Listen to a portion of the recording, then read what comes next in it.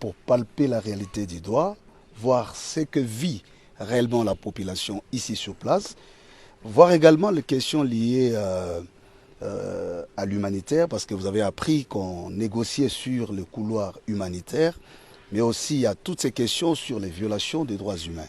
Donc il était important pour nous de discuter froidement avec les acteurs qui sont ici sur place, mais aussi prodiguer nos conseils et montrer à quel point la paix est une nécessité incontournable.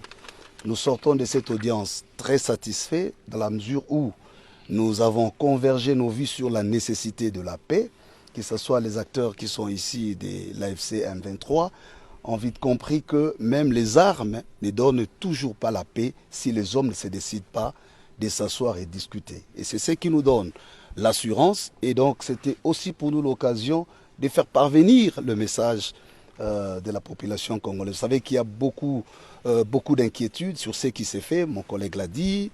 Les uns parlent de la balkanisation, les autres parlent de crimes des masses. Et donc il était important pour nous de nous approcher, mais aussi de voir, comme je l'ai dit, la situation, la réalité. Et donc nous allons rentrer, continuer notre périple, parce que c'est la mission pastorale.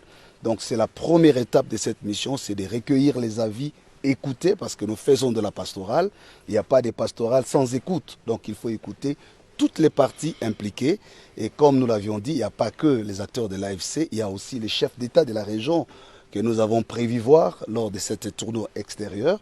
Et puisque vous parlez de la femme, je voudrais déjà vous signaler que nous avons reçu les organisations des femmes à Kinshasa, une centaine d'organisations de femmes, mais la perspective reste ouverte pour toute autre organisation, surtout au niveau des provinces, et singulièrement ici à Goma. Donc, s'il y a encore des organisations de femmes, parce qu'elle est souvent la victime, la femme, dans le cas d'espèces. Donc, pour dire, la femme, les enfants, les vieilles personnes sont une priorité par rapport à notre démarche. Mais pourquoi elle ne doit pas participer directement?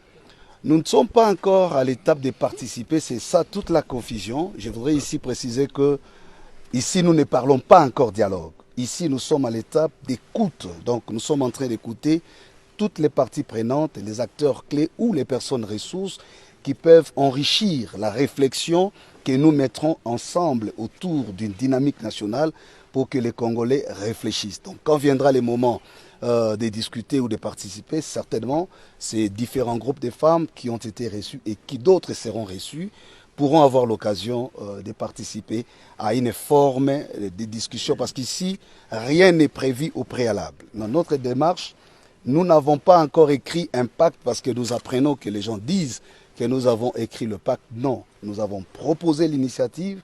Voilà pourquoi nous approchons toutes les parties. Nous avons commencé à Kinshasa et là c'est l'étape extérieure de Kinshasa, donc Goma. À part Goma, nous allons voir les provinces, l'extérieur du pays, et nous rentrerons à Kinshasa pour faire l'écho de la première étape, et à cette occasion, nous annoncerons les étapes suivantes. Merci beaucoup. Comme vous le savez, l'Église catholique et protestante se sont engagées ensemble dans une initiative d'amener les forces vives du pays à un pacte social pour la paix et le bien vivre ensemble.